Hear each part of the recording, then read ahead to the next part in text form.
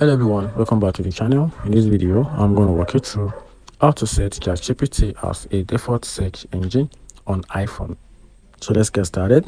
So setting GPT as your default search engine on Safari on your iPhone allows you to receive AI generated response directly from the browser's search bar. And in this video, I'm going to give you a simple step-by-step guide to enable these features. So let's get started. So the first thing to do is to install and update the ChatGPT app on your mobile. Then go to the App Store on your iPhone. Then search for ChatGPT and ensure it is installed or updated to the latest version.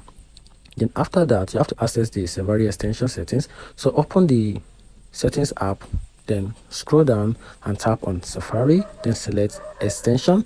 Then after that, enable ChatGPT search extension in the extension menu and tap on ChatGPT search. Then toggle on allow extension, then optionally enable allow in private browsing if desired. Then after that, set permission for google.com. Then under the ChatGPT search settings, tap on permission.